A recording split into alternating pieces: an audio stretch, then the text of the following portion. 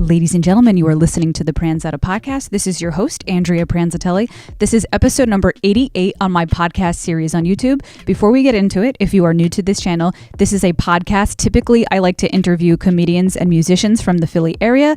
I sometimes interview artists from all over the country as well. And then sometimes I do solo podcasts like I'm doing today. If anything interests you as we go along the podcast conversation, feel free to chime in the conversation below. I like to touch on difficult subjects, and I'm always curious to hear what the listeners have to say in response to some of these subjects.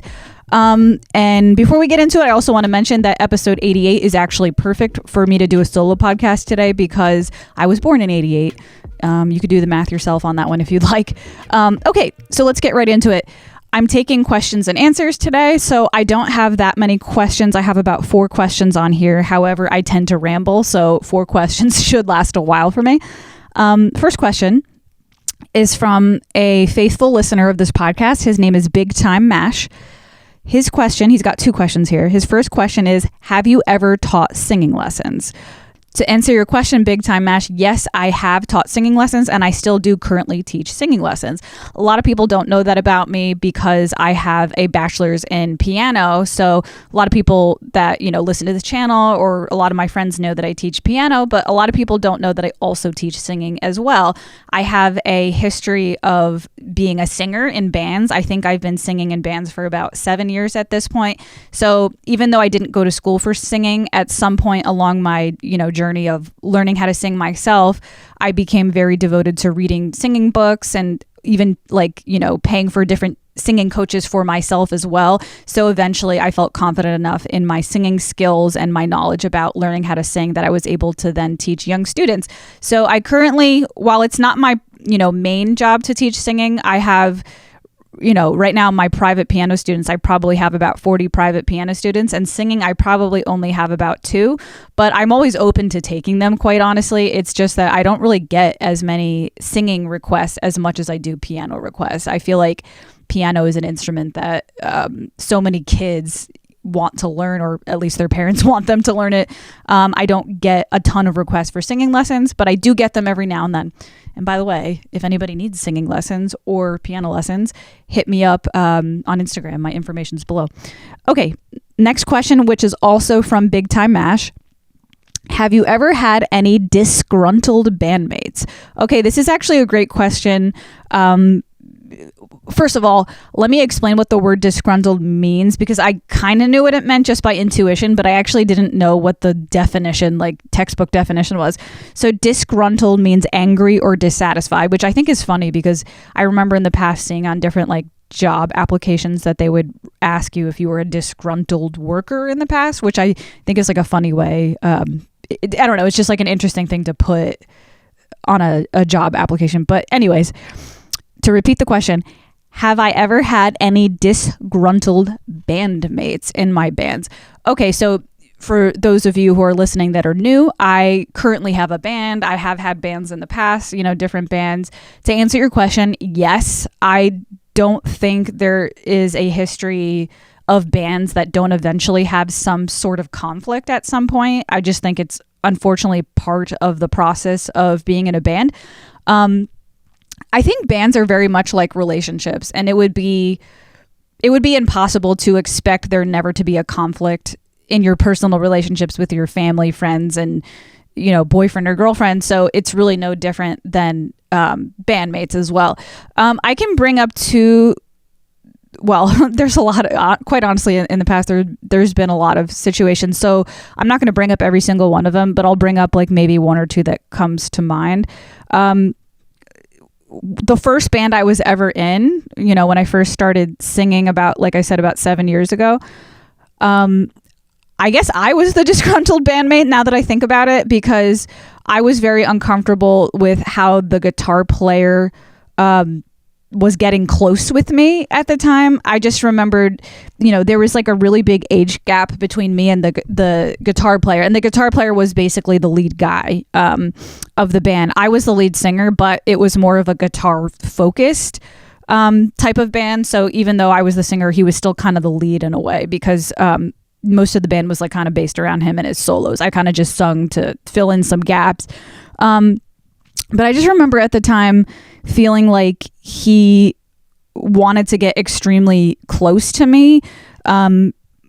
For example, if I wanted to take my own car to gigs and stuff like that, he would get kind of like pushy and really angry about it. So there were times where I kind of felt pressured to ride with him to gigs just so he didn't like feel angry, you know, and I was younger at the time. I feel like if this were to happen now, I would be like, fuck you, like what the fuck. But I was kind of like naive and young and dumb, and so I would often feel like pressured to take these long rides with him to gigs, and then you're riding alone home alone together late at night.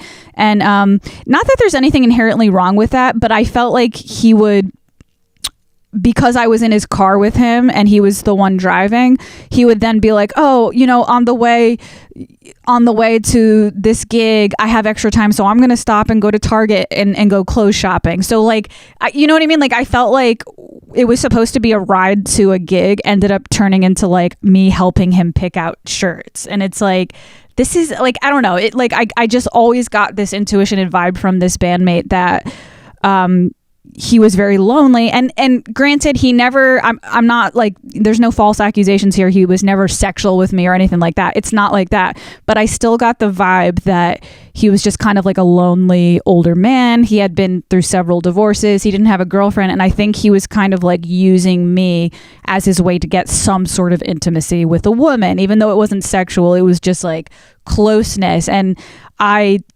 became the disgruntled bandmate, because I didn't want that. I had a boyfriend at the time and I just didn't like that. So I remembered I had quit that band because I had become very upset and uncomfortable with those conditions.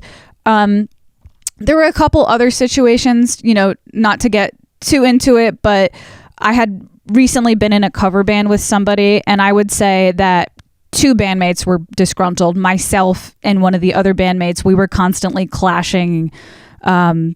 We had different visions of what we wanted for the band, which is like, again, when it comes to bands, you're dealing with four individuals, all with their own dreams, their own goals, their own ambitions, their own personalities.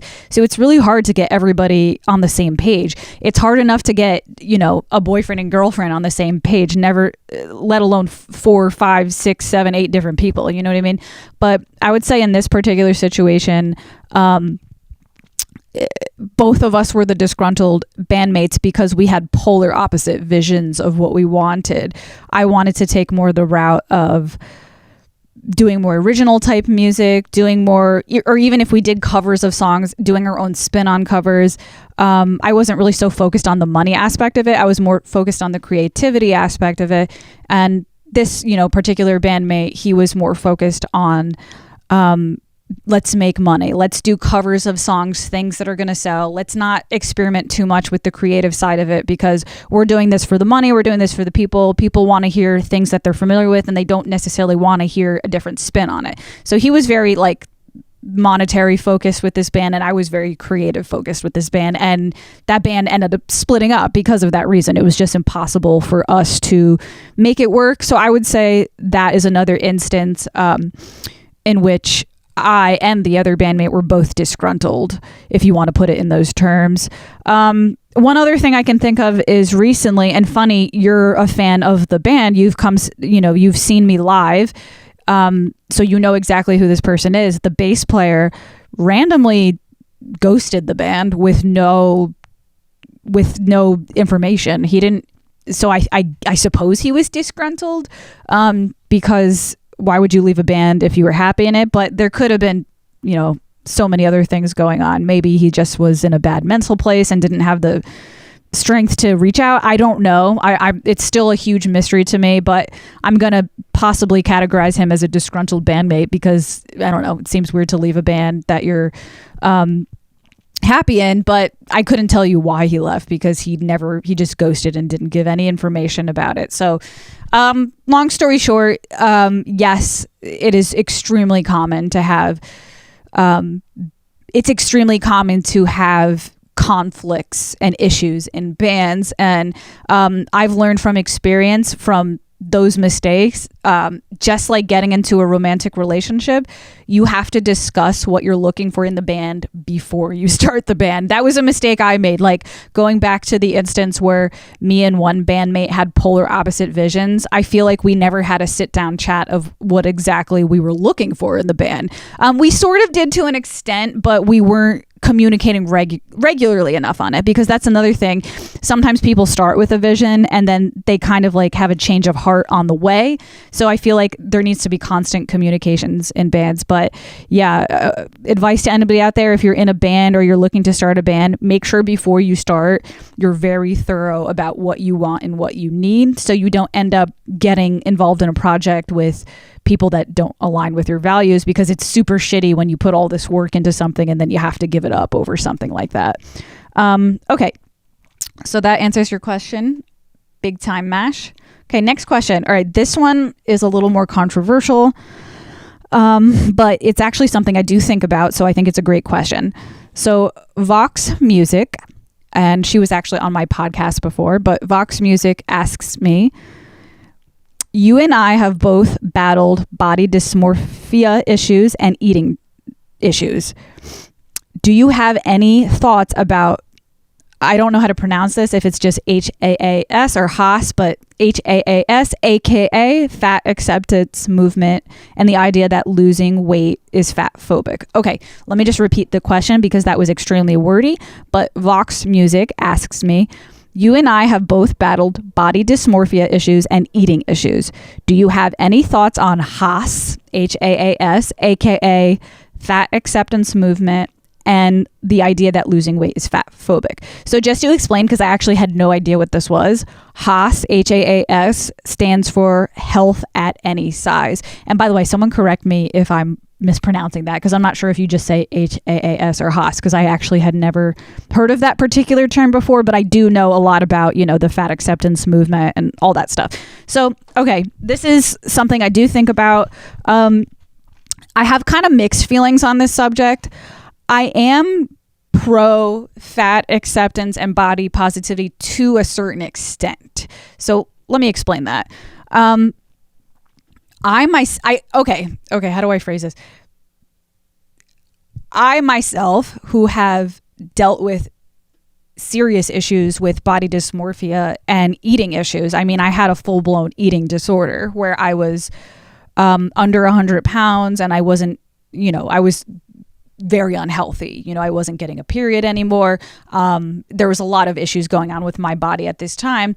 And a lot of this was due to the fact that I had in my head that I had to be extremely skinny to be beautiful. And I became so obsessed with this issue. And mind you, this was a long time ago. I dealt with these issues when I was like 24, 23 even. I was, pretty young. It took me a while to get over those issues. It was like a slow process. Like, it wasn't like, oh, I just was cured overnight. It started with gaining a little bit of weight, and then over the years learning how to accept weight gain as it came, because I would find that I would gain weight and become healthy, but then have all these like anxieties in my body about like, oh my God, I gained a little weight, I have to lose it again. And so you kind of like slip back into old habits, but so it's like a slow unwinding. But anyways, that's like besides the point. That's a whole nother conversation. Let me just stick to the question at hand. So personally, I have been affected by the idea that you have to be skinny to be beautiful. So in that sense, I do support the fat positivity movement, in the sense that there definitely was a period of time where women had a false idea in their head about what your body had to look like to be beautiful. A little history on where this started and how this came to be in society, because I actually looked this up myself because I was curious. So the reason why models are so skinny, the history of how that started isn't what you think. Historically, curviness was always attractive, but what happened was when these fashion designers and companies wanted to sell their products, they didn't want to spend a lot of money on creating the the advertisements. Like they wanted to, I mean, it actually makes perfect sense when you think about it. If they're going to be creating clothes that people aren't necessarily buying at first, they're just using these clothes to put on a model to advertise, why would they make a size extra, extra large? They're just wasting material that they're not going to be selling that particular shirt. This particular shirt is, or dress or whatever is used for the model. So they decided to make extra tiny clothes as to not waste materials that were going to not be sold. So they ended up having to hire really skinny people to wear these tiny clothes. That like eventually took a life of its own, and eventually the society started viewing skinny models as attractive because that's all they were seeing. So really, when you think about it historically, it's really not necessarily it's more society. Like society, it's not so much the people selling those clothes' fault. I don't think they had an evil or malicious intention but behind that. They just wanted to save money on the materials. I think it's society that kind of like took that in and decided that skinny was attractive because that's all they were seeing. So it's just kind of snowballed. And I think this kind of, I don't know exactly when the years that all this went down, but I would imagine that being skinny probably started, like the idea that skinny was attractive probably started in the 50s or 60s or 70s, like somewhere there. And then, fast forward, it definitely reached me when I was in my young 20s. I thought that any sign of fat in my body was gross, and I became obsessed with the idea of losing weight. So to an extent, I am pro fat positivity for that reason. However, I do think people are kidding themselves when they take it to the extent of obesity. I feel like the idea of body and fat positivity has a very great message for women like myself, or similar women. And not only like, it doesn't even have to be women like myself who felt like I needed to be really skinny, but it also could be for different body types. I've had girlfriends in my past, like female friends, that even when they were their most physically fit, they were like about 165 pounds. And if you asked them to lose any more weight, they would not be healthy. So there are certain instances where women are being told lies, or not even being told lies, are told lies in their own brains about having to be 120 pounds or whatever to be beautiful. That's all true. However, I don't think you should allow that. That should be reserved. That idea should be reserved for the people who need to hear it. You know what I mean? I don't think you should take that information and then say, well, if fat is beautiful, well, now I could become morbidly obese. I don't agree with that. I do feel like there is a certain point where there's too much fat on a body. And, here's the thing. For example, I have a pet, right? I have a cat. If I went to the doctor and the doctor was like, your cat is obese and he needs to lose weight, or he's going to have serious health risks. Well, I would be very irresponsible to not try to get him to lose weight for those reasons. But nobody questions that over an animal. But when it comes to a human being, all of a sudden it's offensive to say something like that. Like, let's be real here. There are real medical reasons why somebody might need to lose weight. Somebody might go to the doctors and they might have some serious medical issue going on. And the doctor might say, hey, in order to fix this medical issue, we have to perform surgery. But in order to perform the surgery safely, you're going to have to lose X amount of pounds in order for us to safely do this procedure. Like, there are genuine instances where being obese is not good for you. Look at the pandemic. I remember during the time of COVID, when it was, really hitting strong in the beginning of 2020, I remember obese people were highly at risk of becoming very sick from the COVID, virus. So I think it's absolutely ridiculous to take it to that extreme. Now let me backtrack a little. I do understand the idea of not being mean to people who are obese. Like, I get that. And I'm sure there may be some instances where, for whatever reason, somebody is obese and they are healthy. Like, they've done their blood work and they've done their testing and it works for them. I'm sure there's anomalies to the situation. I get that. But I think overall, it's irresponsible to take the fat positivity movement and think that that means it's okay to become obese. I don't agree with that. Again, I do think it's an important movement for women who feel like they need to be stick thin in order to be beautiful, or women who are naturally a little curvier, even at their healthiest, and they don't feel beautiful. So I think it's great for those reasons. I also want to add this too. I think it's a little... I don't know why the body positivity movement is also so focused on weight and not about overall other features. Like what about the fact that, okay, here's an ironic situation. There's a lot of, fat positivity models, plus size models out there that are doing their thing, and they're getting a lot of successful work.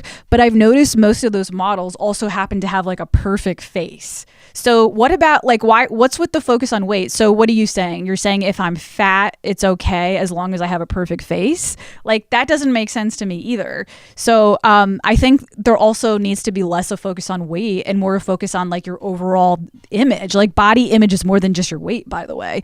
For example, my nose, okay? It took me a long time to, let me give you a side angle on this thing.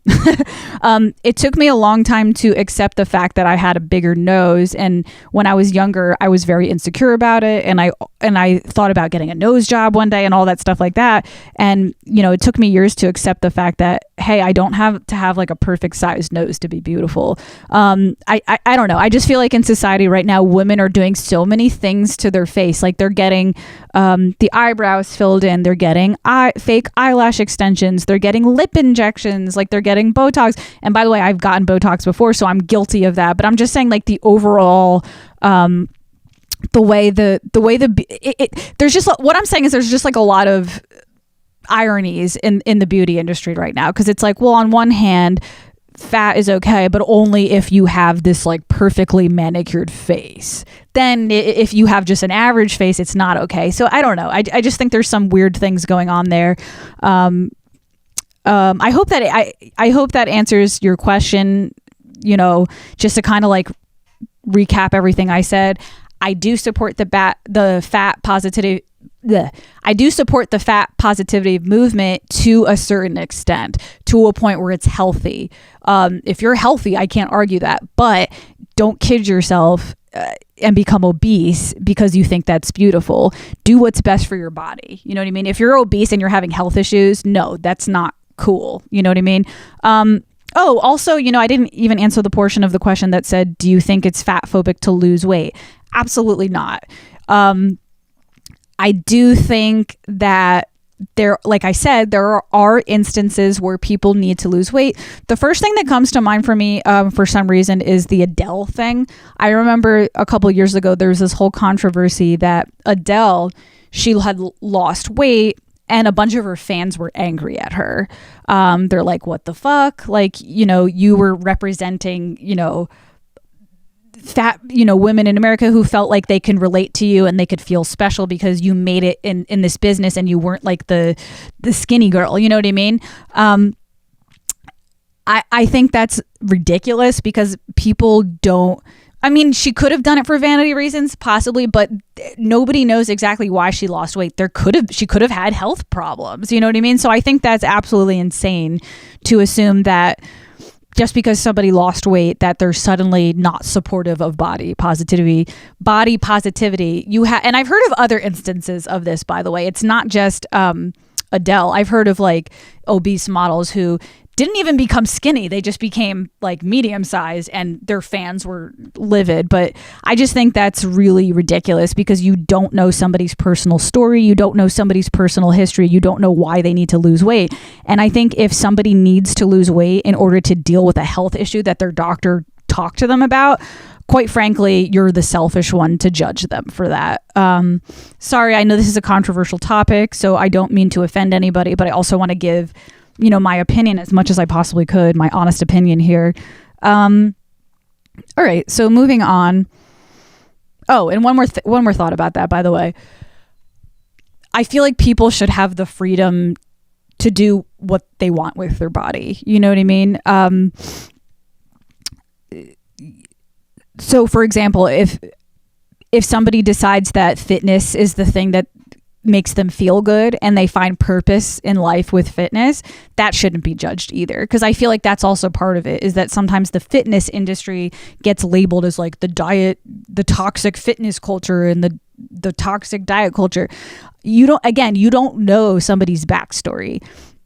There could be instances where somebody has a horrible home life and they don't have any purpose to live, and going to the gym and lifting weights might give them purpose in life so they don't kill themselves. Like, you know what I mean? Like, you really don't know what somebody's history is. So I think it's selfish to label that, you know what I mean? I think everybody should have freedom to do what they want with their body. And by the way, that includes gaining weight. Like, if you want to gain weight because you feel good in a heavier body and you feel sexy and you feel healthy that way, then absolutely do that.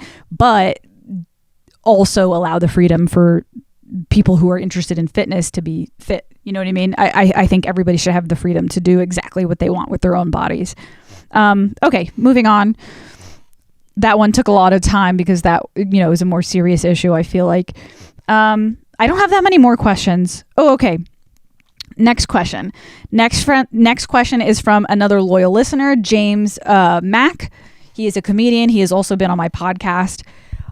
This question is an easy question for me to answer because I get asked this all the time. No offense, but I get asked this all the time. So I already have an answer for it. Do you plan on doing musical comedy? And let me explain to the listeners why he asked me that. Because I am a musician and a stand-up comedian. So a lot of people have asked me like, hey, why don't you just simplify your time and just like do musical comedy? The answer to that question is no. I do not plan to do musical comedy at the moment.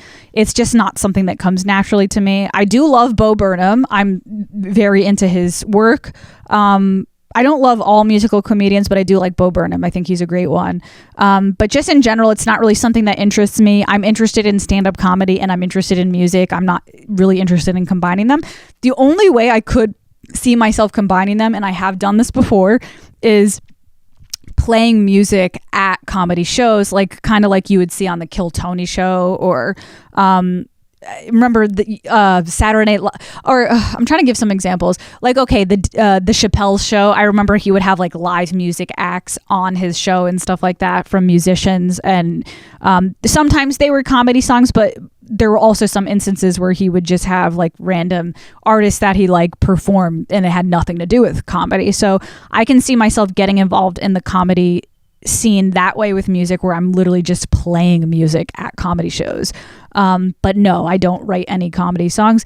I mean, I'm not saying I'll never do it. If naturally that's something that comes up, if suddenly I have this great idea in my head, oh my God, this would be a great comedy song, I'm not going to knock it. I'm not going to not try it in that case, but it's not something I sit down and actively try to do. No. Although I do agree it would make my life a lot easier because then I can just focus on like one element, but no, I don't have any plans. Okay. So I only have one more question today. This is actually going to be a shorter podcast. My last question is actually from my mom, and she wanted to put a question on here, and she asked a very simple question. She said, what's your favorite food? I think it's funny that she's asking me this because she probably knows what my favorite food is. But I don't know. I think she just wanted to contribute to the podcast. That's a really hard question for me because a lot of people, who listen to me or follow me on Instagram know I love food. I'm obsessed with food. I like to cook. I like to go out to eat. I like so many different foods and cuisines. So I'll be honest with you, I really cannot pick one food. So if I had to I'm going to pick several foods. For one, when it comes to meat, I really like steak. Definitely I'm a steak person and I like it rare. I really like sushi. I do like Italian food and pasta, but I'm not sure what my favorite dish would be. I guess I would have to say like Big Ziti would probably be my favorite Italian dish. I like Indian food. I would definitely throw that on my favorites list. I love paneer. I love spicy paneer.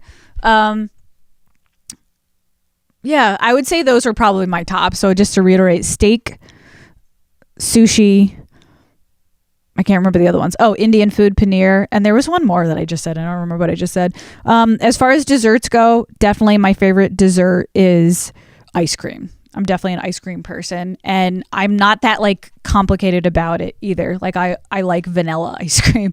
As a matter of fact, I remember as a kid once I went to the Ben and Jerry's factory with my dad on a vacation, my dad and my sister.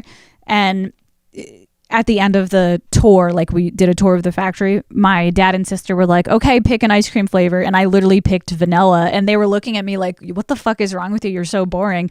And I was like, I don't know, if I'm going to be going to the Ben and Jerry's factory, I want to try the freshest vanilla that I could possibly try. You know, I'm not really like into flavored ice cream.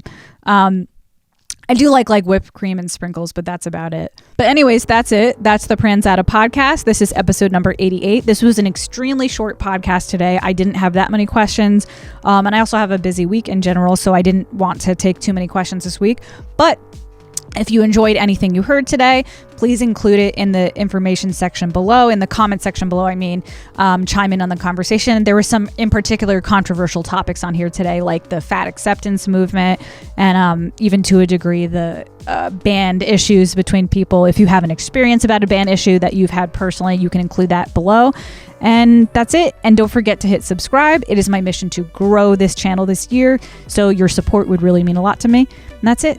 Pranzata Podcast, episode number 88. Have a great day, guys. Bye.